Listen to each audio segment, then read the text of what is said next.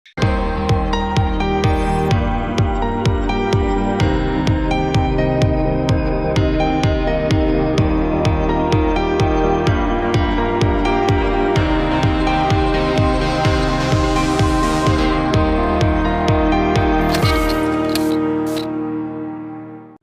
Hello everyone, welcome to our channel. सब बच्चे लोग हम लोग पढ़ रहे हैं क्लास 12 बिजनेस स्टडीज़ के अंदर अपनी क्वेश्चन आंसर सीरीज़। सो बच्चों, लास्ट क्लास में आप लोगों ने अपने चैप्टर नंबर 7 डायरेक्टिंग को कंप्लीट किया बहुत ही प्यारे प्यारे मज़ेदार एग्जाम्पल्स के साथ। एंड आई होप कि आपको बहुत अच्छे से ये चैप्टर समझ आ गया होगा, क्योंकि काफ़ी इंटरेस्टिंग चैप्टर था। और मैं कहूँगी कि बहुत ही ऐसे एग्जाम्पल्स थे इसके अंदर, बहुत ही सारे कॉन्सेप्ट्स थे जिनके साथ आप रिलेट कर पा रहे होगे। और इस चैप्टर के कंप्लीशन के साथ आपने एक चैन की सांस ली होगी कि चलो भाई, फाइनली चैप्टर नंबर 7 भी कंप्लीट हुआ। और चैप्टर नंबर 8 के बारे में तुम्हें पता ही है कि बहुत ही छोटा सा चैप्टर है। बिल्कुल सही बात है। तो ऑलमोस्ट ऑलमोस्ट क्या समझो, तुम्हारा कोर्स कंप्लीट हो ही गया है हाफ ईयरली का, क्योंकि चैप्टर नंबर 7 कंप्लीट हो गया है। बस एक ही चैप्टर हमारा बचा है, चैप्टर नंबर 8 कंट्रोलिंग, और वो भी हमारा फटाफट कंप्लीट हो जाएगा। तो चलिए आज स्टार्ट करते हैं चैप्टर नंबर 7 डायरेक्टिंग का क्वेश्चन आंसर पार्ट 1, जहाँ पे हम लोग कवर करेंगे 1 से लेकर 24 तक के क्वेश्चंस, जिसमें 20 होंगे एमसीक्यूज और 4 क्वेश्चंस होंगे 3 मार्क्स के। सो फटाफट से अपनी अटेंडेंस लगाइए और स्टार्ट करते हैं अपनी क्वेश्चन आंसर सीरीज को।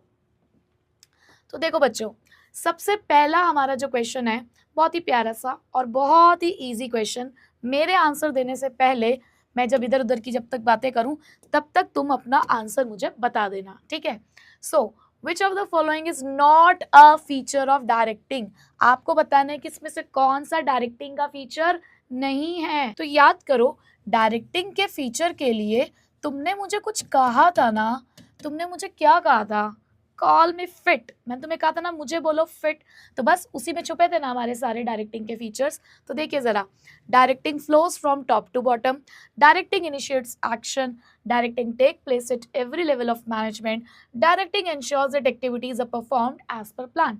तो बताओ भाई, इसमें से कौन सा डायरेक्टिंग का फीचर नहीं है? अगर मैं देखूं तो directing flows from top to bottom, ये तो है। डायरेक्टिंग इनिशिएट्स एक्शन, ये भी है। Directing take place at every level of management, ये भी है। और सी से था कॉन्टिन्यूस। तो भाई ये किसका फीचर है? इसका मतलब ये डायरेक्टिंग का फीचर तो नहीं है। तो बेटा करेक्ट ऑप्शन कौन सा हुआ? डी। चलिए बढ़ते हैं अगले क्वेश्चन की तरफ। At which level of directing function take place in an organisation. कौन से लेवल पर डायरेक्टिंग फंक्शन परफॉर्म किया जाता है? क्या सभी लेवल पर, या लोअर लेवल पर, मिडल लेवल पर, या सिर्फ टॉप लेवल पर? बताओ भाई कि डायरेक्टिंग कौन से लेवल पर परफॉर्म किया जाता है, जल्दी बताइए। अगर हम कह रहे हैं directing take place at every level of management, ऊपर ही देख लो, हम डायरेक्टिंग को परवेसिव भी कह देते हैं।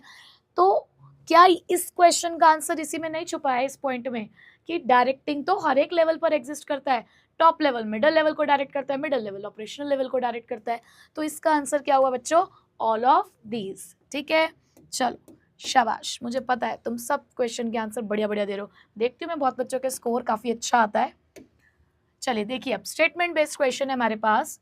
Directing refers to the process of instructing, guiding, counselling, motivating and leading. सारी बातें बोल दी भाई। In the organisation to achieve its objective. वो कहते हैं डायरेक्टिंग एक ऐसी प्रोसेस है जहाँ पर हम इंस्ट्रक्ट करते हैं, गाइड करते हैं, काउंसिल करते हैं, मोटिवेट करते हैं, लीड करते हैं ऑर्गेनाइजेशन के अंदर, ताकि ऑब्जेक्टिव्स पूरे हो सकें। भाई बिल्कुल सही बात बोल रहे हो, इतनी अच्छी बात बता रहे हो, ये बात तो ट्रू है। Directing take place throughout the life of the organization, irrespective of the people occupying the managerial position. वो कहते हैं कि डायरेक्टिंग तो पूरे ऑर्गेनाइजेशन की लाइफ तक चलता है, कि जब तक ऑर्गेनाइजेशन चल रहा है तब तक डायरेक्टिंग चलता है। किसने कौन सी पोजीशन ऑक्यूपाई कर रखी है, इसका डायरेक्टिंग की लगातार चलने से कोई लेना देना नहीं है। ये बात भी मुझे सही लग रही है, क्योंकि हमने directing as a continuous function, उसमें ये बात हमने पढ़ी भी है। तो बेटा ये बात भी तो ट्रू हुई ना। So both the statement 1 and 2 are correct. तो ए हो गया हमारा करेक्ट ऑप्शन, ठीक है। इजी है ना। चलो आगे बढ़ते हैं। नेक्स्ट क्या कहते हैं? Superior guide his subordinate and clarifies their doubts in performing a task. कि एक सुपीरियर अपने सबॉर्डिनेट को गाइड करता है और उसके डाउट्स को क्लियर करता है ताकि वो वर्क परफॉर्म कर सके। तो बताओ which importance of directing is highlighted in the statement. यहाँ पर कौन सी आपको इंपॉर्टेंस ऑफ डायरेक्टिंग हाईलाइट होती दिख रही है? तो बेटा इंपॉर्टेंस पढ़ते पढ़ते मैंने तुम्हें एक जगह के लिए तैयार किया था और मैंने तुम्हें कहा था बी रेडी फॉर IIM, याद है? और इसी में छुपी थी हमारी क्या सारी की सारी इंपॉर्टेंस। अब मैं नहीं बताऊंगी कि किसका मतलब क्या है, तुम मुझे कमेंट बॉक्स में बताओगे कि बी रेडी फॉर IIM में हमारी इंपॉर्टेंस ऑफ डायरेक्टिंग कैसे छुपी हुई है। ठीक है, चलो मैं तो ऑप्शंस पढ़ती हूँ यहाँ पे। सो बताओ कौन सी होगी? Directing helps to initiate action, effective directing helps to bring the stability and balance, directing integrates the employees efforts, या directing guides the employees to fully realise their potential. तो इसमें से कौन सी इंपॉर्टेंस इस वाले पॉइंट को हाईलाइट करती है कि एक सुपीरियर अपने सबॉर्डिनेट को गाइड करता है, उसके डाउट क्लियर करता है ताकि वो अपने जो टास्क है उसको परफॉर्म कर सके। तो आपको नहीं लगता टास्क परफॉर्मेंस के अंदर कहीं ना कहीं एक्शन के स्टार्ट होने की बात हो रही है कि जब तक उसके डाउट्स क्लियर नहीं होंगे तब तक वो आगे परफॉर्म नहीं कर पाएगा, यानी कि चीज़ें वहीं रुक जाएंगी। बट अगर उसके डाउट्स क्लियर हो जाएंगे तो वो आगे एक्शन ले पाएगा। तो मिल गया ना आंसर। तो बेटा करेक्ट ऑप्शन क्या है हमारा? Directing helps to initiate action. अब देखते हैं कि ये वाला ऑप्शन यहाँ कहाँ पर है। ओनली फर्स्ट, सेकेंड और थर्ड, थर्ड और फोर्थ, और ओनली फोर्थ। तो हमारा ऑप्शन तो कौन सा है बच्चे? Only one. ठीक है, चलिए आगे बढ़ते हैं। विच of the following is not an element of directing. बताओ इसमें से डायरेक्टिंग का कौन सा एलिमेंट नहीं है? कितने एलिमेंट होते हैं डायरेक्टिंग के? 4। कौन कौन से? चलो हम ऑप्शन नहीं पढ़ते, ऐसे ही डिस्कस कर लेते हैं। हमने सबसे पहला पढ़ा था मैडम मोटिवेशन, फिर आपने कहा था कि एक छोटा सा है उसका, लेकिन हमें कुछ ज़्यादा नहीं पढ़ना, बस मीनिंग पता होना चाहिए, तो वो था सुपरविजन। फिर उसके बाद मैम आपने पढ़ाए थे मैं बहुत सारे लीडर्स के बारे में, तो हमने पढ़ा था लीडरशिप। फिर मैम आपने हमें बताया था कि इस वाले एलिमेंट के बिना तो बाकी सारे एलिमेंट अधूरे हैं, और उसमें बहुत मज़ा आया था हमें पढ़ने में, तो वो कौन सा था? कम्युनिकेशन। तो मिल गए ना तुम्हें चारों के चारों नाम। अब देख लो, कर दो ऑड वन आउट यहाँ पर। तो सुपरविजन लिखा है, लीडरशिप लिखा है, स्टाफिंग लिखा है, मोटिवेशन लिखा है। ओफो, ये भी ना इन्हें लगता है कि हमें कुछ आता नहीं, हमें सब आता है। स्टाफिंग ये तो फंक्शन ऑफ मैनेजमेंट है, ये कोई एलिमेंट ऑफ डायरेक्टिंग थोड़ी है। तो करेक्ट ऑप्शन हो गया हमारा B. Now which of the following is an example of the negative motivation. अब नेगेटिव मोटिवेशन यानी कि पिटाई वाली चीज़ें कहाँ है भाई? देखो किस में है पिटाई, किस में है रोना धोना, किस में हमें ये लोग पनिश कर रहे हैं, किस में हमें ये लोग परेशान कर रहे हैं लेकिन मोटिवेट करना चाहते हैं। तो क्या यहाँ पे जितनी बातें लिखी हैं वो सारी, या फिर सस्पेंशन, टर्मिनेशन, डिमोशन? बताओ कहाँ है नेगेटिव? मुझे तो यहाँ सब में नेगेटिविटी दिख रही है कि हमें मोटिवेट करने के लिए ये लोग हमें इन सभी तरीके से नेगेटिवली मोटिवेट कर रहे हैं। तो करेक्ट ऑप्शन क्या हुआ? ए। ठीक है, चलो आगे बढ़ते हैं। विच of the following statement is incorrect about motivation. आपको ये बताना है इसमें से क्या इनकरेक्ट है मोटिवेशन के बारे में। Motivation is an external feeling, it produces the goal directed behaviour, it is mainly based on the needs of individual, or it is a process of stimulating the subordinate to act in a desired manner to achieve the certain organizational goals। तो बताओ motivation के बारे में कहाँ इन्होंने गलत बात बोली है यहाँ पर। हमें मोटिवेशन कहाँ से आता है? अंदर से आता है ना। मैं कितना भी कह लूँ तुम्हें कि अच्छा परफॉर्म कर लो, अच्छा परफॉर्म कर लो, अच्छा परफॉर्म कर लो, घर पे तुम्हारी मम्मी भी कहती हो कि बेटा पढ़ ले, बेटा पढ़ ले, बेटा पढ़ ले, बट बेटा तभी पढ़ेगा जब उसका दिल कहेगा, जब उसको अंदर से कुछ महसूस होगा तभी बेटा पढ़ेगा, वरना बेटा नहीं पढ़ेगा। मम्मी चाहे जितना मर्जी कह लें कुछ फर्क नहीं पड़ने वाला है। तो कहीं ना कहीं मोटिवेशन क्या है? इंटरनल फीलिंग है ना, मोटिवेशन अंदर से आता है। बट ये क्या कह रहे हैं हमें? मोटिवेशन एक्सटर्नल फीलिंग है? नहीं। तो ये बात मोटिवेशन के बारे में गलत लिखी हुई है। तो करेक्ट ऑप्शन हो गया ए। ठीक है, चलो आगे बढ़ते हैं। पूछ रहे हैं हमसे, जैसे इन्हें लगता है कि हमें पता ही नहीं होगा ये, hierarchy theory of motivation was given by, किसने दिया हायरार्की थ्योरी? पीटर मेस्लो ने, अब्राहम मेस्लो ने, हेनरी मेस्लो ने, या डेविड मेस्लो ने? बताओ किसने दिया है मेस्लो की थ्योरी? सारे मेस्लो परिवार के सदस्य हैं ये, तो इनके सदस्यों में से किसने दिए? सभी में से अब्राहम मैस्लो ने हमें दी है मोटिवेशन की हायरार्की थ्योरी। ठीक है, चलिए अब बात करते हैं क्वेश्चन नंबर 9 के बारे में, असर्शन रीजन। तो पहले तो ये देखेंगे कि दोनों सही है या नहीं, बाद में देखेंगे कि वो उसका करेक्ट एक्सप्लेनेशन है या नहीं। ठीक है, so all the needs of the individuals are not satisfied by the money alone, कि हमारे जितने भी इंडिविजुअल्स काम करते हैं ऑर्गेनाइजेशन के अंदर, उनकी सभी नीड पैसा सेटिस्फाई नहीं कर सकता। ये बात तो बिल्कुल सही है, किसी को पैसा चाहिए तो किसी को स्टेटस चाहिए, है ना। तो यस, ये बात तो आपने बिल्कुल सही बोली कि सिर्फ पैसों से ही सेटिस्फैक्शन उनको नहीं मिल रहा है। रीज़न क्या है?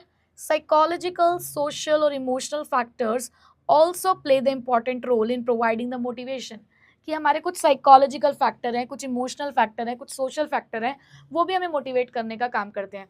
जैसे कि एक अच्छा ऑर्गेनाइजेशन प्रोवाइड करना जहाँ पर एम्प्लॉयज़ को अपना माना जाता हो, एम्प्लॉय को पार्टिसिपेट किया जाता हो डिसीजन मेकिंग के अंदर, एम्प्लॉयज़ को पावर दी जाती है कि आप अपने जो भी आपको वर्क असाइन किया गया उससे रिलेटेड डिसीजन आप खुद ले सकते हैं। तो कहीं ना कहीं ये सारी चीज़ें भी तुम्हें मोटिवेट करती है ना। यहाँ पैसा कहाँ है? तो भाई ये बात भी तुम बिल्कुल सही कह रहे हो। तो क्या मैं इसको अब ऐसे पढ़ूं? Psychological, social and emotional factors also play an important role in providing the motivation because all the needs of individuals are not satisfied by the money alone, क्योंकि सिर्फ पैसों से ही सेटिस्फैक्शन नहीं मिलता। बिल्कुल बिल्कुल रिलेट करता हुआ लग रहा है। So both assertion and reason are correct and R is the correct explanation of A।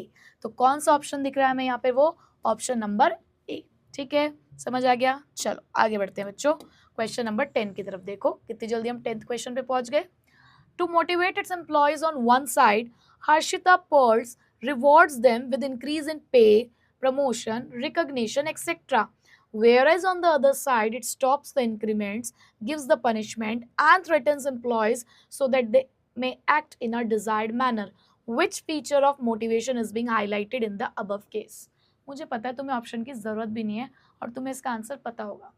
यहाँ पे उन्होंने बोला कि अपने एम्प्लॉयज़ को मोटिवेट करने के लिए एक हर्षिता पर्ल्स जो है वो क्या करती है, एक तरफ तो वो अपने एम्प्लॉयज़ को रिवॉर्ड करती है, उनकी पे को बढ़ा देती है, उनको प्रमोशन दे देती है, और दूसरी तरफ कई बार वो उनको डराती धमकाती है कि तुम्हें जॉब से निकाल दूंगी, पनिशमेंट देती है, पेनल्टीज लगाती है, मतलब अलग अलग तरीके से बिहेव कर रही है, कहीं पे पॉजिटिव तो कहीं पे नेगेटिव।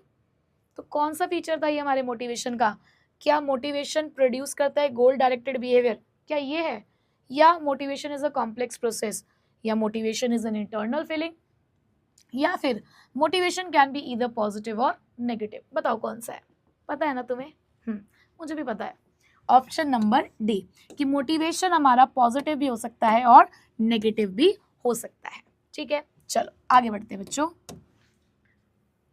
हाँ जी, सो नेक्स्ट क्वेश्चन आया, in a company all the employees are given the individual autonomy, reward orientation, consideration, risk taking etc. The non financial incentive discussed above is, वो कह रहे हैं कि एक कंपनी के अंदर सभी एम्प्लॉयज़ को अपने अपने काम से रिलेटेड फ्रीडम मिली हुई है, ऑटोनॉमी है, रिवॉर्ड ओरिएंटेशन है कि मतलब अच्छा काम करते हो तो रिवॉर्ड मिल जाता है, रिस्क टेकिंग है, कंसिडरेशन मतलब पैसा अच्छा मिल रहा है, उसके अलावा एक्सेट्रा एक्सेट्रा उन्होंने कह दिया है। तो इसमें से कौन सा नॉन फाइनेंशियल इंसेंटिव जो है वो इस बारे में बात करता है? क्या वो जॉब एनरिचमेंट है, क्या वो स्टेटस है, क्या वो एम्प्लॉयज़ एम्पावरमेंट है, या फिर वो ऑर्गेनाइजेशन क्लाइमेट है? बताओ भाई। जॉब एनरिचमेंट में तो हमने ये पढ़ा कि वैराइटीज़ ऐड कर दो उनकी जॉब में, उनकी जॉब को इंटरेस्टिंग बना दो कि उनको मज़ा आए, ज़्यादा पावर दो, ज़्यादा रिस्पॉन्सिबिलिटी दो, ज़्यादा वर्क कंटेंट दो, उनकी जॉब को चैलेंजिंग बना दो उनके लिए। ठीक है, स्टेटस में तो हमने ये बात करी कि हम ऐसे स्टेटस को देखकर मोटिवेट हो रहे होते हैं कि यार उस स्टेटस से रिलेटेड जो पावर है, रिस्पेक्ट है, मुझे वो चाहिए। एम्प्लॉय एम्पावरमेंट में हमने ये पढ़ा कि एम्प्लॉयज़ को एम्पावर यानी कि उनको पावर दे दी जाती है टू परफॉर्म देयर टास्क, कि अपने काम से रिलेटेड जो पावर है वो उन्हीं के हाथों में है। ऑर्गेनाइजेशन क्लाइमेट बात करते हैं कि एक ऐसा माहौल दो ऑर्गेनाइजेशन के अंदर एम्प्लॉयज़ को कि उनको लगे कि यार हम फ्रीली यहाँ पर काम कर सकते हैं, हम अगर कोई रिस्क है तो रिस्क अगर हम ले रहे हैं तो हमारे साथ हैं कुछ लोग जो उस रिस्क को शेयर करने के लिए रेडी हैं, अच्छा पैसा हमें यहाँ पर मिलता है, मतलब हमारी एक अलग आइडेंटिटी ऑर्गेनाइजेशन के अंदर हमें कहीं ना कहीं एक पहचान मिलती है। तो ऑर्गेनाइजेशन का माहौल अच्छा है ना। कब माहौल अच्छा है? जब आपको ये सारी चीज़ें मिल रही हैं। तो बेटा इसका करेक्ट आंसर क्या है? Organisational climate. ठीक है, चलो next, dash is the activity of influencing the people to strive willingly for the group objectives. इसमें से कौन सी वो एक्टिविटी है जो लोगों को इन्फ्लुएंस करती है? क्या करती है? इन्फ्लुएंस करती है, प्रभावित करती है, और प्रभावित होकर तुम उनके पीछे पीछे चलने लग जाते हो और तुम कहते हो कि हम तो अपनी मर्जी से ही अब आपके साथ तैयार है ग्रुप ऑब्जेक्टिव को पूरा करने के लिए। बताओ कौन सा है इसके अंदर? मोटिवेशन है, सुपरविजन है, लीडरशिप है, या कम्युनिकेशन है? इन्फ्लुएंसिंग द पीपल, ध्यान रखो, बोला था ध्यान रखना, आ रहा है ना याद? हाँ, क्या है करेक्ट ऑप्शन? लीडरशिप। ठीक है, चलो आगे बढ़ते हैं। नेक्स्ट देखो बच्चे, स्टेटमेंट बेस्ड क्वेश्चन है। Leadership indicates interpersonal relationship between the workers and the leaders. की जो लीडरशिप है वो इंटरपर्सनल रिलेशनशिप एस्टैब्लिश करता है लीडर और फॉलोअर्स के बीच में। ये बात बिल्कुल ठीक है, लीडरशिप उनके बीच में एक रिश्ता कायम करता है। Leadership is a continuous process, और वहीं पे लीडरशिप एक लगातार चलने वाली प्रोसेस है। जब डायरेक्टिंग एक कॉन्टिन्यूस प्रोसेस है और लीडरशिप उसी का एक एलिमेंट है, तो ऑब्वियसली लीडरशिप भी एक कॉन्टिन्यूस प्रोसेस होगा। तो यस, ये बात भी ट्रू है। तो स्टेटमेंट बतानी थी बस हमें कि ट्रू है या फॉल्स है। So both the statements are true. तो हमें उसका करेक्ट ऑप्शन कहाँ मिल रहा है बेटा? ये लिखा सी पॉइंट पे, both the statements 1 and 2 are correct. ठीक है, चलो आगे बढ़ते हैं बच्चों। Next question number 14, application for the grant of leave, request for the grant are the example of informal communication, downward में फॉर्मल कम्युनिकेशन, अपवर्ड में फॉर्मल कम्युनिकेशन, या हॉरिजॉन्टल में फॉर्मल कम्युनिकेशन। पहली बात तो ये कि इस तरीके से एप्लीकेशन देना छुट्टी के लिए, क्या ये इनफॉर्मल है या फॉर्मल है? पहले तो ये डिसाइड करना है। भाई छुट्टी वुट्टी के लिए एप्लीकेशन देना हम इनफॉर्मल में तो करेंगे नहीं, वो हम कहाँ करेंगे? फॉर्मल में ही करेंगे। तो ये वाला तो आपका एलिमिनेट हो गया, ये वाला पॉइंट, ए ऑप्शन तो हमारे लिए है ही नहीं। अब हमें फॉर्मल में डिसाइड करना है। अब देखो क्या हो रहा है कि एप्लीकेशन जो है छुट्टी की या रिक्वेस्ट करना कि भाई हमें छुट्टी दे दो, ऐसा कौन किसके पास कहने के लिए आएगा? कोई सुपीरियर आएगा क्या सबऑर्डिनेट के पास ये कहने के लिए कि भाई मुझे छुट्टी दे दो? हैं, सुपीरियर कहेगा ये आके कि सबऑर्डिनेट से, क्या अरे भाई मुझे छुट्टी दे दो? ये एक सबऑर्डिनेट जाएगा सुपीरियर के पास, सबऑर्डिनेट जाएगा ना। सबऑर्डिनेट किसके पास जाएगा? अपने सुपीरियर के पास, है ना। तो बताओ, सबऑर्डिनेट जब सुपीरियर के पास जाता है तो वो कौन सा कम्युनिकेशन होता है? वो कम्युनिकेशन होता है मेरे बच्चों अपवर्ड, क्योंकि आप कैसे जा रहे हो? आप नीचे से ऊपर की तरफ जा रहे हो तो अपवर्ड। वहीं पे अगर सुपीरियर को इंस्ट्रक्शन देता तो वो नीचे की तरफ जाता ना एरो, तो यहाँ पर हो जाता डाउनवर्ड। बट क्योंकि सबऑर्डिनेट जा रहा है सुपीरियर के पास, तो कौन से वाला हो गया बच्चों? अपवर्ड का फॉर्मल कम्युनिकेशन। ठीक है, चलो आगे बढ़ते हैं। नेक्स्ट, असर्शन रीजन का क्वेश्चन आया फिर से। Communication provides the needed information for decision making. Decision लेने के लिए कम्युनिकेशन हमें कुछ इंफॉर्मेशन प्रोवाइड करती है। ठीक है, ये बात आप बिल्कुल सही कह रहे हो, इसमें हमें कोई भी कंफ्यूजन नहीं है जो बात आपने यहाँ पर बोली। ठीक है, communication act as a basis of planning. Communication act as a basis of planning नहीं, तो कम्युनिकेशन प्लानिंग का बेसिस तो नहीं है। ये तो बात हमने कहीं पर भी नहीं पढ़ी पूरे चैप्टर के अंदर, तो ये बात हो गई फॉल्स। तो अब हमें तो ये तो देखना ही नहीं कि उसका एक्सप्लेनेशन है या नहीं, हमें ढूंढना है assertion is true but reason is false. तो ये लीजिए, ऑप्शन नंबर सी के अंदर ये बात आ गई है। ठीक है, चलो बच्चों आगे बढ़ते हैं। विच of the following is true regarding the communication. आपको बताना है कि इसमें से क्या बात ऐसी है जो कम्युनिकेशन के लिए सही लिखी हुई है। क्या सारी बातें? चलो पहले सारी बातें पढ़ ही लेते हैं। लिखा है communication is a basis to an organisation existence right from its birth through its continuing life. कि कम्युनिकेशन एक बेस देता है ऑर्गेनाइजेशन को, जब से आपने ऑर्गेनाइजेशन बनाया से लेकर जब तक वो चल रहा है तब तक आपको कम्युनिकेशन की जरूरत पड़ेगी। बिल्कुल पड़ेगी, बिल्कुल पड़ेगी, क्योंकि बिना कम्युनिकेशन के तो हम काम कर ही नहीं पाएंगे। तो ठीक है, आपकी इस बात से हम सहमत हैं। Communication act as a basis for coordination. हाँ, ये बात बिल्कुल सही है कि कम्युनिकेशन कोऑर्डिनेशन का बेस है। बातचीत करने से ही तो मेलजोल बढ़ेगा ना हमारा, बातचीत करने से हम एक दूसरे के साथ कोऑर्डिनेट करने के लिए रेडी हो जाएंगे। तो ये बात भी मुझे सही लग रही है। It is a process by which the people create and share the information with one another in order to reach at a common understanding. ये तो हमने डेफिनेशन में ही पढ़ा था कि कम्युनिकेशन एक ऐसी प्रोसेस है जहाँ पर या तो हम इंफॉर्मेशन को शेयर कर रहे हैं या एक्सचेंज या फिर क्रिएट कर रहे हैं ताकि हम एक कॉमन अंडरस्टैंडिंग तक पहुंच सकें। तो ये बात भी मुझे बिल्कुल सही नज़र आती है। तो भैया सारी की सारी बातें कम्युनिकेशन के बारे में यहाँ पर सही कही गई हैं, ऑल ऑफ दिस। ठीक, चलो बढ़ते हैं आगे। In an organization, all the employees take things easy and are free to approach anyone for the minor queries and the problem. This has resulted in everyone talking to each other and thus resulting in inefficiency in the office. It has also resulted in the loss of secrecy and the confidential information being leaked out. The system of communication the manager should adopt is should adopt. अब क्या होता है कि बच्चा overlook कर जाता है कुछ चीज़ों को पढ़ते पढ़ते, कि उसको लग रहा है कि अच्छा यहाँ पे वो कह रहे हैं कि एक ऑर्गेनाइजेशन ऐसा है जहाँ पर ना कोई भी किसी से बात कर लेता है, छोटी मोटी कोई भी बात होती है तो एक दूसरे से इंटरेक्ट करते हैं वो लोग, माइनर क्वायरीज के लिए भी एक दूसरे के पास जाते हैं, बहुत सारी बातें करते हैं एक दूसरे से, जिसकी वजह से पूरी चुगलियाँ हो रही हैं पूरे ऑर्गेनाइजेशन के अंदर, सीक्रेसी मेंटेन नहीं हो पा रही, सारी कॉन्फिडेंशियल इन्फॉर्मेशन एक दूसरे के कान में जाके बता दी, तो नहीं यारी दोस्ती हो गई उनकी। तो बच्चा सोचता है, ये पूछा जा रहा है कि यहाँ पर कौन सा कम्युनिकेशन चल रहा है। ये तो हमें पता चल रहा है ना कि इतने ज़्यादा खुलेपन से बात कहाँ करना अलाउड है, फॉर्मल में या इनफॉर्मल में? इनफॉर्मल में ना, इनफॉर्मल में तो करते हो ना तुम एक्स्ट्रा एक्स्ट्रा सारी बातें, बट फॉर्मल में तो सीधी बात, नो बकवास वाला केस है। तो भाई फॉर्मल कम्युनिकेशन होना चाहिए। क्यों? क्योंकि यहाँ पे उन्होंने यही पूछा है, देखो शुड अडॉप्ट, कि इस बीमारी से बचने के लिए मैनेजर को क्या करना चाहिए, क्या अडॉप्ट करना चाहिए। क्या चल रहा है वो तो हमें पता है कि इनफॉर्मल चल रहा है, बट क्या चलना चाहिए वो पूछा है आपसे। तो वो ऑप्शन क्या है बेटा आपका, फॉर्मल कम्युनिकेशन। तो अब तुम बाकी के ऑप्शन पढ़ो या ना पढ़ो, तुम्हें पिक्चर क्लियर है क्योंकि कॉन्सेप्ट क्लियर है। ठीक है, चलो बच्चों आगे बढ़ते हैं। Lack of proper incentive is a barrier to communication, identify the barrier to which it's belong. वो कह रहे हैं कि लैक ऑफ प्रॉपर इंसेंटिव एक तरीके का बैरियर होता है कम्युनिकेशन। तो ये कौन से बैरियर का पार्ट है, पर्सनल, ऑर्गेनाइजेशनल, सिमेंटिक या साइकोलॉजिकल? बताओ तुमने कौन सी कैटेगरी में पढ़ा था लैक ऑफ इंसेंटिव, कि हमें कुछ मिलता ही नहीं है तो हम क्यों बातचीत करें, हम क्यों इन्फॉर्मेशन दें इनको, हम क्यों इनको कोई भी सजेशन दें, मौज ये लें, हमें कुछ देते नहीं है बदले में तो हम क्यों बताएं इन्हें कुछ भी। ऐसा कहाँ पढ़ा था तुमने? तुम्हारी अपनी दिली इच्छा है ना ये, यानी कि तुम्हारा पर्सनल पॉइंट ऑफ व्यू है ये। तो बेटा ये कौन सा बैरियर है आपका, पर्सनल बैरियर। ठीक है, चलो आगे बढ़ते हैं। The presence of the more managerial level, बहुत सारे मैनेजरियल लेवल का होना कौन से कम्युनिकेशन बैरियर को अराइज करता है, पर्सनल, ऑर्गेनाइजेशनल, इमोशनल या फिर सिमेंटिक।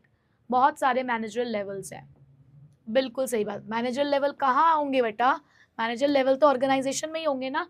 तो ये कौन से बैरियर को अराइज करता है, ऑर्गेनाइजेशनल। ठीक है, चलिए आखिरी एमसीक्यू करते हैं अब हम लोग, मैच करेंगे। ठीक है, देखो जरा, सबसे पहला बैडली एक्सप्रेस मैसेज, दूसरा लिख दिया डिस्ट्रस्ट, फिर लिख दिया ऑर्गेनाइजेशन पॉलिसी, फिर लिखा है lack of confidence in subordinate. तो चलिए let's find out, badly express message किसका पार्ट होता है इनमें से, इमोशनल, ऑर्गेनाइजेशनल, सिमेंटिक या पर्सनल? गलत तरीके से मैसेज लिखा हुआ है, कहीं ना कहीं लैंग्वेज वर्ड्स की प्रॉब्लम है, तो वो कहाँ आता है बेटा, सिमेंटिक बैरियर, यानी कि ये हो गया हमारा 1 पॉइंट। डिस्ट्रस्ट, विश्वास नहीं करते एक दूसरे के ऊपर, तो ये क्या है तुम्हारा, ये तुम्हारा साइकोलॉजिकल बैरियर है, जिसको आप इमोशनल बैरियर भी कह सकते हो। ठीक, उसके बाद ऑर्गेनाइजेशनल की पॉलिसी, ये तो बहुत आसान होता है, ऑर्गेनाइजेशनल बैरियर ही होगा ऑब्वियसली। और जो बचा कुचा है वो यही हुआ ना कि lack of confidence in subordinate, हमें अपने सबॉर्डिनेट पर कॉन्फिडेंस नहीं है, तो ये कौन सा हो गया बेटा, 4th। ठीक है, तो लेट्स सी, फर्स्ट का है हमारे पास सी, फर्स्ट का सी, सेकंड का ए, फर्स्ट का सी, सेकंड का ए, मुझे यहाँ तक अभी फिलहाल दिख रहा है, थर्ड का बी मैच, फोर्थ का डी मैच, तो करेक्ट ऑप्शन हो गया बेटा हमारा बी। ठीक है, चलिए 20 एमसीक्यू हमारे कंप्लीट हुए। फटाफट से मुझे बता देना कि 20 में से तुम्हारा स्कोर कितना रहा है, एमसीक्यू में तुम कितना स्कोर कर पा रहे हो, क्योंकि एमसीक्यू बहुत इंपॉर्टेंट होते हैं बेटा हमारे लिए, है ना। तो एमसीक्यू में गलती नहीं करनी हमें, तो मुझे ये जानना होता है कि कितने बच्चे ऐसे हैं जो एमसीक्यू करेक्ट आइडेंटिफाई कर पा रहे हैं। तो एमसीक्यू का स्कोर मुझे ज़रूर अलग से बताया करो कि एमसीक्यू में हमारे इतने मार्क्स आए हैं। ठीक है, तो ज़रूर बता देना मुझे। चलते हैं हम लोग आगे 3 मार्क्स के क्वेश्चन की तरफ। देखो ज़रा, चलो भाई बहुत बड़ा बड़ा क्वेश्चन है, ओ माय गॉड, क्या पूछा है। The discussion given above relates to which function of management. ठीक है, फंक्शन पूछा गया हमसे. The five friends spoke about the different needs of the people as the basis of their doing work. Identify their needs. Okay, एक तो मैं function identify करना है, दूसरा ये 5 दोस्त कोई अलग अलग नीड्स के बारे में बात कर रहे हैं, तो हमें वो नीड्स यहाँ पर आइडेंटिफाई करनी होगी. चलो ठीक है, अब सुनते हैं जरा, बातें ये करें, इनके बातों में से अपना कॉन्सेप्ट हमें निकालना पड़ता है ना. चलो. 5 students of BBA took part in a discussion. The subject of their discussion was why do people get motivated to do anything? And the main portion of their discussions are as under. 5 BBA students हैं, discussion करने के लिए बैठे. Topic था कि किसी organisation के अंदर लोग मोटिवेट क्यों होते हैं, कोई क्या चीज़ होती है जो उनको मोटिवेट कर देती है. तो अब बात करते हैं कि क्या क्या उनका कॉन्वर्जेशन चल रहा था उसके बारे में. The first student said people work because they want to deposit the wealth enough to protect themselves from the disease and to be relieved of the tension of the old age. उसने बोला कि एक तो भाई देखो, हम इसीलिए काम करते हैं, कोई भी बंदा इसीलिए काम कर रहा है क्योंकि उसने ना अपना पैसा जो है, क्योंकि वो ना पैसा जोड़ना चाहता है. क्यों पैसा जोड़ना चाहता है? क्योंकि वो खुद को बचाना चाहता है. किस चीज़ से बचाना चाहता है? बीमारियों से बचाना चाहता है. और कहीं ना कहीं खुद को वो टेंशन जो है ना माइंड में कि भाई बुढ़ापे में क्या होगा, वो उससे खुद को बचाना चाहता है. बताओ, मतलब अपने सिक्योरिटी के लिए बेसिकली जो एम्प्लॉई है वो बात कर रहा है. वो बच्चा ये बोल रहा है, वो पहला स्टूडेंट, कि अपनी सिक्योरिटी चाहिए उसको, यानी कि उसको जॉब सिक्योरिटी चाहिए ऑर्गेनाइजेशन में, उसको स्टेबिलिटी ऑफ इनकम चाहिए ताकि आगे जाकर वो अपने बुढ़ापे में आसानी से अपनी ज़िंदगी को बिता सके. तो ऐसा आपने कहाँ पढ़ा था जहाँ जॉब सिक्योरिटी की बात होती है, स्टेबिलिटी ऑफ इनकम की बात होती है? बताओ कहाँ पढ़ा था? आ गया याद? Safety and security needs. Safety और सिक्योरिटी नीड्स के अंदर ही आपने इस टॉपिक को पढ़ा था. ठीक है, चलिए आगे बढ़ते हैं. The second student said people work because they want to arrange the food, clothes and the shelter for themselves at any rate. वो कहते हैं कि लोग इसलिए काम करते हैं क्योंकि वो कहीं ना कहीं अपने लिए वही रोटी कपड़ा मकान, ये जो बेसिक नीड है उनको ये अपनी सेटिस्फाई करनी है. बेसिक नीड के लिए एक व्यक्ति काम करता है. तो आपकी बेसिक नीड जो है उसको हमने किस नाम से पढ़ा है यहाँ पर? बताओ. हमने उसको पढ़ा है basic physiological needs. Basic physiological needs. ठीक है बच्चों, तो 2 नीड्स हम आइडेंटिफाई कर चुके हैं इन दोनों की बातचीत के बेसिस पर. थर्ड स्टूडेंट कहता है people work because they want to reach the top in the field in which they are therefore put in uniting the efforts. वो कहते हैं कि हम ना टॉप पर पहुंचना चाहते हैं, भाई जहां पर हम हैं हम वहां से ऊपर पहुंचना चाहते हैं. इस वजह से हम यहाँ पर अपने अनटायरिंग एफर्ट्स, सॉरी यूनाइटेड नहीं था, अनटायरिंग एफर्ट्स जो हैं हम वो यहाँ पर लगाते हैं, मतलब जी जान लगा देते हैं अपनी. क्यों? क्योंकि हमें टॉप ऑफ द फील्ड पहुंचना है. हम अपने आप को बहुत ऊपर देखना चाहते हैं, बहुत आगे पहुंचना चाहते हैं हम. बताओ, टॉप ऑफ द फील्ड देखना हाईएस्ट लेवल ऑफ नीड है ना तुम्हारी, यानी कि सेल्फ एक्चुअलाइजेशन नीड. तो अब तक 3 बच्चों की बातें हम पढ़ चुके हैं, जिसमें से हमने सेफ्टी सिक्योरिटी नीड पहचान ली, बेसिक फिजियोलॉजिकल नीड पहचान ली, और तीसरे बच्चे ने बोला था सेल्फ एक्चुअलाइजेशन नीड के बारे में. ठीक, चलो बच्चों आगे बढ़ते हैं. देखिए, द फोर्थ स्टूडेंट सेड, अब क्या कहता है ये fourth student? When they have money, people will become friends with them and they will stand by them through the thick and thin. तो अब यहाँ पर उसने ये बोला कि जब हम काम क्यों करते हैं, क्योंकि हमें पता है कि जब हमारे पास पैसा होता है ना तो लोग हमारे दोस्त बनते हैं और वो हमारे साथ खड़े हो जाते हैं हमारे अच्छे और बुरे के अंदर. तो बताओ, यहाँ पर उन्होंने कहा कि हम फ्रेंड्स बन जाते हैं, इसलिए हम पैसा कमाएंगे ताकि लोग हमारे साथ जुड़ सके. तो जुड़ सके का मतलब क्या है? हम उन लोगों को अपने साथ मिलाना चाहते हैं, उनके साथ फ्रेंडशिप बनाना चाहते हैं, एक अफेक्शन की फीलिंग आना चाहती है. तो बेटा ये आपने कहाँ पढ़ा था? ये आपने पढ़ा था एफिलिएशन नीड्स के अंदर, जिसको आप बिलोंगिंगनेस नीड के नाम से भी जानते हो. ठीक है, बिलोंगिंगनेस नीड्स या एफिलिएशन नीड, ये दोनों में से किसी का भी नाम आप लिख सकते हो. ठीक, अब आखिरी बच्चा क्या कहता है? Fifth student said that people work so that they may get respect in the society and they want to recognize as the exceptional person. कि भाई एक व्यक्ति इसलिए काम कर रहा है क्योंकि उसको अपनी पहचान बनानी है, उसको चाहिए कि मुझे लोग रिस्पेक्ट करें और मुझे एक अलग ही नज़रिए से देखा जाए, मतलब लाखों की भीड़ में भी मेरी एक अलग पहचान हो, मैं तो इसलिए काम करता हूँ। तो यहाँ जब रिस्पेक्ट की बात हो रही है, सेल्फ एस्टीम की बात हो रही है, तो बेटा कौन सी नीड है जो आपको रिस्पेक्ट दिलवाती है, आपकी अलग पहचान बनवाती है? Esteem needs. ठीक है, अब ये सारी की सारी नीड तुमने कहाँ पढ़ी थी? मोटिवेशन के अंदर। मोटिवेशन किसका एलिमेंट है? डायरेक्टिंग का। तो बच्चों उन्होंने हमसे यहाँ पर यही पूछा था कि कौन से फंक्शन का डिस्कशन चल रहा है, तो बेटा डायरेक्टिंग फंक्शन है मैनेजमेंट का जिसका डिस्कशन है, और जो पांचों नीड थी वो पांचों की पांचों नीड हमने यहाँ पर आइडेंटिफाई कर ली। ठीक है, सो आई होप कि आप सभी लोगों ने भी मेरे साथ आइडेंटिफाई कर लिया होगा। चलो बढ़ते हैं नेक्स्ट क्वेश्चन की तरफ। बहुत लंबा चौड़ा क्वेश्चन है ये भी। लिखा है by quitting the lines from the above paragraph state any 2 elements of directing. 2 element find out करने हैं हमें इसके अंदर डायरेक्टिंग के। ठीक है जी, हम कर लेंगे, कोई दिक्कत वाली बात नहीं है। Messrs. Beta Limited deals in the consumer goods. It employs 100 workers and the 10 operative managers who give the guidance and support to the workers while operating the machinery. तो यहाँ पर उन्होंने बोला कि कोई एक कंज्यूमर गुड्स के अंदर डील करती है कंपनी मेसर्स बीटा लिमिटेड, उन्होंने 100 वर्कर रखे हैं, 10 ऑपरेटिव मैनेजर्स रखे हैं। ऑपरेटिव मैनेजर्स, पहली बात तो ऑपरेटिव मैनेजर्स कौन होते हैं? जो ऑपरेशनल लेवल पर काम करते हैं। ऑपरेशनल लेवल के सुपरवाइजर बेसिकली ऑपरेटिव मैनेजर कहलाते हैं। ठीक है, उनका काम क्या है? गाइडेंस देना, सपोर्ट देना अपने वर्कर्स को जब वो काम कर रहे होंगे मशीन पर। The company had a policy of granting the leave as per the requirement of the workers. अब कंपनी की पॉलिसी है कि वो छुट्टी देती है अपने वर्कर्स को उनकी रिक्वायरमेंट के अकॉर्डिंग। वर्कर्स आर जनरली, अब ये कुछ नहीं है बच्चों, ये गलती से टाइप हुआ है।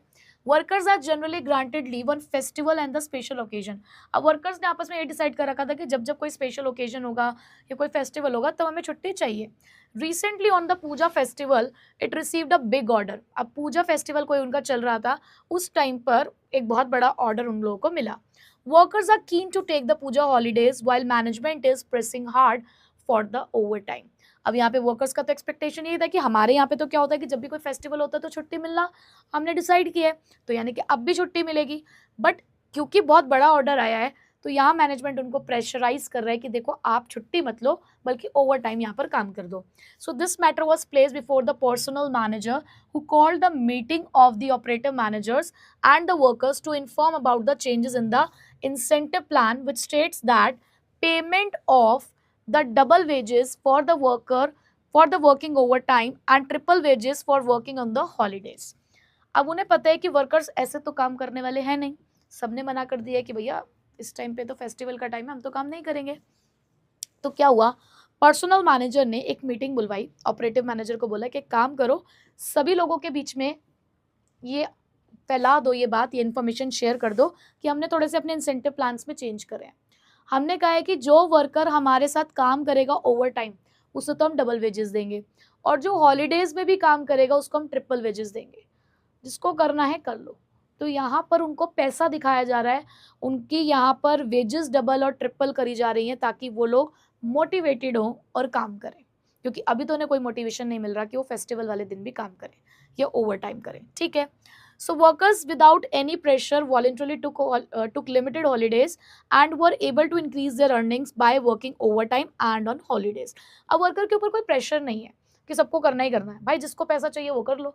तो वर्कर्स ने यहाँ पर अपने ईज के अकॉर्डिंग अपने लिमिटेड हॉलीडेज भी ली और काम भी किया, ओवर टाइम भी कर रहे हैं, कुछ लोग क्या कहते हैं हॉलीडेज में भी काम कर रहे हैं। So during the board of directors meeting personal manager were asked to update the management for achieving the higher output.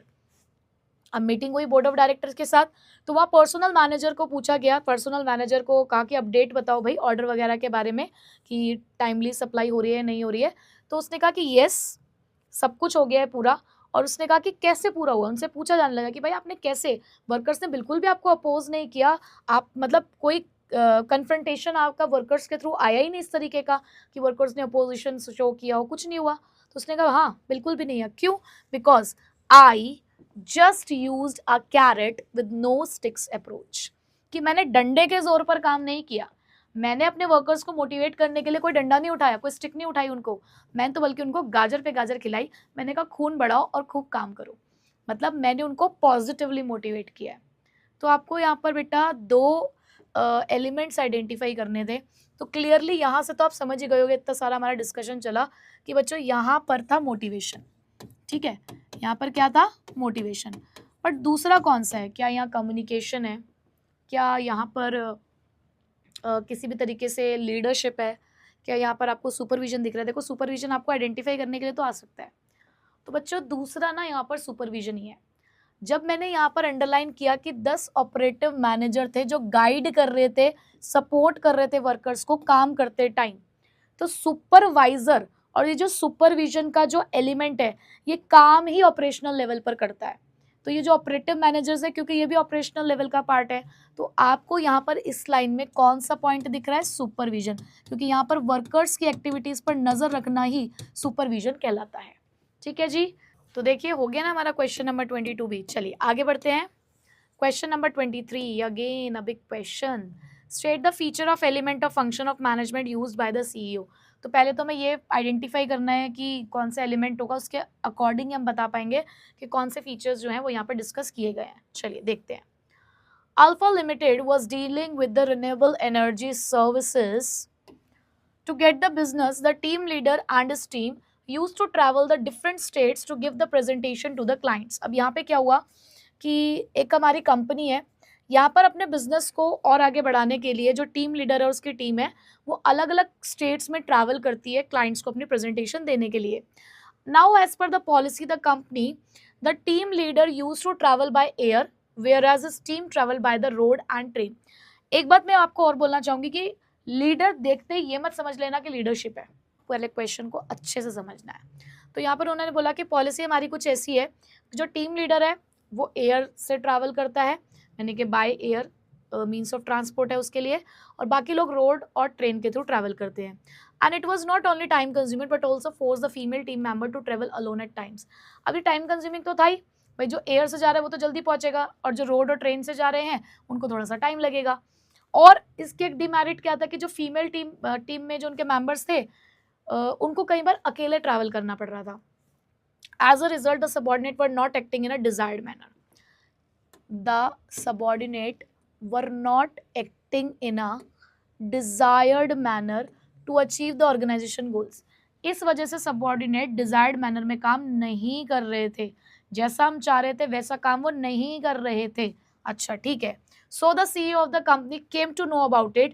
He called the team leader, discussed the matter with him and decided to change the travel policy of the company. अब यहाँ पर उन्होंने क्या किया, CEO के सामने ये बात आई, उसे टीम लीडर को बुलाया, मैटर को डिस्कस किया और ट्रैवल पॉलिसी चेंज कर दी। Now it was decided that in future all the members including the team would travel together and usefully utilize the traveling time in discussion about the presentation to be given to the clients. अब उन्होंने कहा कि अब से ऐसा होगा, सारे के सारे members including the team leader एक साथ ट्रैवल करेंगे और उस टाइम को यूटिलाइज करेंगे आपस में, जो भी मैटर है उनका प्रेजेंटेशन से रिलेटेड उसको डिस्कस करने के लिए। ठीक है। This made a positive impact and every member of the team started acted in a manner as desired by the team leader. अब सभी लोग पॉजिटिवली खुद से आगे बढ़कर अब काम करने लगे, पॉजिटिवली इसका इम्पैक्ट पड़ा और सभी लोगों ने स्टार्ट कर दिया उसी तरीके से काम करना जैसे कि आपकी जो पूरी जो आप मतलब हमारा जो सीईओ था वो चाहता था। पहली बात तो हमें डिजायर्ड मैनर में काम करवाना कौन से एलिमेंट ऑफ डायरेक्टिंग में हमने पढ़ा है, डिजायर्ड मैनर। याद आ रहा है ना, मैं कुछ वर्ड्स आपको हाईलाइट कराती हूँ, तो बेटा वो कौन सा है, मोटिवेशन। अब इस मोटिवेशन के ही फीचर्स आपको यहाँ पर बताने हैं कि कौन से हैं। तो पहली बात तो मोटिवेशन का एक फीचर तो मुझे क्लियरली यहाँ पर दिख रहा है, क्लियरली कौन सा, कि मोटिवेशन एक इंटरनल फीलिंग है। ठीक है, कैसा है, एक इंटरनल फीलिंग। अब यहाँ पे अपने एम्प्लॉयज को मोटिवेट करने के लिए वो नेगेटिव मोटिवेशन भी यूज कर सकते थे, वो डांट भी सकते थे कि क्यों नहीं तुम लोगों ने टाइम से काम किया, क्यों तुम डिस्कशन नहीं करते हो, क्यों हो रहा है। ये टीम लीडर को डांट भी सकता था कि भाई तुम एयर से जा रहे हो, सारा टाइम जो है वो खराब हो रहा है, एक साथ ही पहले से सोचना था ये सब चीज़ें। बट नहीं, उन्होंने बुलाया, मीटिंग करी, डिस्कस करा, तब जाके डिसीजन लिया पॉजिटिवली ना। तो मतलब मोटिवेशन के दो रूप हो तो सकते हैं ना, अब हम कौन सा अपनाते हैं वो अलग बात है। तो motivation can either be positive और नेगेटिव, एक ये पॉइंट भी यहाँ पर आपको समझ में आ रहा होगा। ठीक है। उसके बाद एक्चुअल में वो ये सब काम क्यों कर रहे थे, क्योंकि भाई उनका एक गोल है कि उनको अलग अलग स्टेट में जाके प्रेजेंटेशन देनी है क्लाइंट्स को। अगर अभी डिस्कशन नहीं करेंगे तो ब्लैंक हो जाएंगे क्लाइंट्स के सामने, कोई उनके बीच में कोऑर्डिनेशन नहीं होगा कि कब किसको कहाँ क्या बोलना है। तो कहीं ना कहीं उस चीज़ ने उनको बोला कि भाई हमारा गोल है, वो पूरा करना है, इसलिए ज़रूरी है। तो मोटिवेशन आपके गोल ओरिएंटेड प्रोसेस है, तो ये पॉइंट भी मुझे यहाँ पर हाईलाइटेड होता हुआ दिखा है।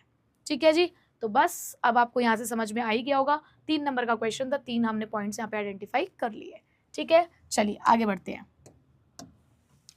लास्ट क्वेश्चन हमारा आज का, आइडेंटिफाई करना, एक्सप्लेन करना है लीडरशिप स्टाइल कौन सा है जो उमंग गुप्ता अपना रहे हैं, और डायग्राम भी बनाना है। देखो बच्चों, डायग्राम का क्वेश्चन भी आता है। मैं आपको बोल रही थी ना कि लीडरशिप स्टाइल में आपको डायग्राम बनाने भी आने चाहिए। ठीक है, तो चलिए पढ़ते हैं जरा इस क्वेश्चन को। Umang Gupta is the managing director of the Denver Limited. The company had established a good name for itself and had been doing well. Company ने अपना खूब नाम कमा लिया है, बहुत अच्छे से वो काम भी कर रही है। And it was known for the timely completion of the order, और जानी भी इसलिए जाती है कि टाइम से अपना ऑर्डर कंप्लीट कर लेते हैं। The production manager miss Kanta was efficiently handling the processing of the order and had a team of 14 motivated employees working under her. अब जो ये मिस कांता है, ये बहुत अच्छे से काम कर रही हैं, सारे ऑर्डर्स को बहुत अच्छे से संभालती हैं। इनके अंडर 14 जो है एम्प्लॉयज़ वो काम करते हैं जो फुल्ली मोटिवेटेड है। Everything was going on well, सब कुछ बहुत अच्छे से चल रहा है। बट अनफॉर्चुनेटली बुरा वक्त कभी भी आ सकता है। She met with an accident, उनका अचानक से एक एक्सीडेंट हो गया। And Umang knew that in the absence of Miss Kanta the company may not be able to meet the deadlines, और उन्हें पता था कि वो इतनी अच्छी थी कि उनके बिना कंपनी अपनी डेडलाइंस कभी नहीं पूरी कर पाएंगी। So he also knew that not meeting the deadlines may lead to the customer dissatisfaction with the risk of loss of the business and the goodwill. और अगर हमने डेडलाइंस पूरी नहीं करी तो हमारे कस्टमर डिससेटिस्फाइड हो जाएंगे, जिससे मार्केट में हमारी गुडविल खराब हो जाएगी और हमारा बिजनेस डूब सकता है। ये बात वो जानते थे। अब उन्होंने क्या किया, he had a meeting with the employees in which accurate the speedy processing of orders was planned. तो उन्होंने क्या किया कि एम्प्लॉयज़ को साथ लेकर चलना होगा। उन्होंने एम्प्लॉयज़ को बुलाया, बातचीत करी कि किस तरीके से हम एक्यूरेटली और स्पीडली अपने ऑर्डर को प्रोसेस कर सकते हैं, उसकी प्लानिंग करी अपने एम्प्लॉयज़ के साथ मिलकर। Everybody agreed to work as a team because the behavior of the Umang Gupta was positive towards the employees of the organization. सब लोग बहुत खुश थे और उसके साथ काम करने के लिए तैयार थे। क्यों? क्योंकि उमंग गुप्ता का जो एटीट्यूड था वो बहुत पॉजिटिव था अपने एम्प्लॉयज़ के साथ। Hence everyone put in extra time and efforts and the target were met on time. तो सबने उसको पूरा कॉपरेट किया, एक्स्ट्रा टाइम भी दिया, अपने एफर्ट्स लगाए और टारगेट जो था वो टाइम पे पूरा भी हुआ। Not only this, Umang visited Miss Kanta and advised her to take the sufficient rest. और वो इतना अच्छा था कि time to time miss Kanta के घर पे जाता था और उनको कहता था कि आपको चिंता करने की बात नहीं है, कंपनी आपके साथ है, आप अच्छे से पहले रेस्ट करिए, जब ठीक हो जाएंगे तो आप दोबारा से हमको ज्वाइन करिएगा, और काम अभी फिलहाल बहुत अच्छे से चल रहा है। तो कितना प्यारा, कितना अच्छा सा लीडर है ना। तो ऐसा प्यारा लीडर, अच्छा सा लीडर जो अपने वर्कर्स के साथ मिलजुल कर रहता है, बताओ ना वो कौन सा लीडरशिप स्टाइल होता है तुम्हारा? बोलो, याद आ रहा है ना? कौन सा है वो? मैंने तुम्हारे सारे टीचर्स के ऊपर फोकस करते हुए समझाया था ना, कौन सा तुम्हारी टीचर है जो तुम्हारे साथ मिलजुल कर रहती है? तो बस उसका नाम क्या है? डेमोक्रेटिव या पार्टिसिपेटिव लीडरशिप। अब इसके अंदर हमने डायग्राम क्या पढ़ा था बच्चों? ये तो हमारा लीडर होता है और उसके आसपास उसके सारे सबऑर्डिनेट्स होते हैं, और सब चीज़ें क्या होती हैं? आपस में एक्सचेंज हो रही होती है, टू वे कम्युनिकेशन होता है हमारा लीडर के साथ। तो इस तरीके से ये सब हमने यहाँ पर पढ़ा था डायग्राम में। ठीक है बच्चों, तो बस हो गए हमारे आज के सारे क्वेश्चंस कंप्लीट, 1 to 24 क्वेश्चंस। अब तुम मुझे बता देना कि 1 to 24 में तुमने कितना स्कोर किया है, 20 में से तुम्हारे नंबर कितने आए हैं और 12 में से तुम्हारे कितने नंबर आए हैं। तो ओवरऑल 32 में से तुम्हारे मार्क्स कितने हैं ये मुझे कमेंट बॉक्स में बता देना। ठीक है, अब मिलूंगी आपसे नेक्स्ट क्लास में इसके आगे के क्वेश्चंस के साथ। तो तब तक एक बार फिर से अपने चैप्टर को रिवाइज कर लेना। ठीक है, सो मिलूंगी अब आपसे नेक्स्ट वीडियो में। So till then take care, bye bye. Thank you so much इस लेक्चर को पूरा ध्यान से देखने के लिए। आई होप आपको ये पूरा वीडियो लेक्चर बहुत अच्छे से समझ आया होगा। मुझे कमेंट करके ज़रूर बताना कि क्या ये वीडियो लेक्चर आपको अच्छे से समझ आया, और अगर आपके मन में कोई भी डाउट है इस वीडियो के अंदर तो प्लीज़ मुझे कमेंट करना, मैं पूरी कोशिश करूँगा आपके रिप्लाई करने की। हमारे चैनल को सब्सक्राइब ज़रूर कर लेना, और यहाँ पर जो प्लेलिस्ट्स आ रही हैं उन्हें अच्छे से फॉलो करना, इसमें आपकी कंप्लीट प्रिपरेशन हो जाएगी। एंड जाने से पहले हमारे इन सोशल मीडिया अकाउंट्स पर मेरे साथ पर्सनली कनेक्ट हो सकते हो, और मुलाकात करूंगा अब आपसे आपकी नेक्स्ट वीडियो में।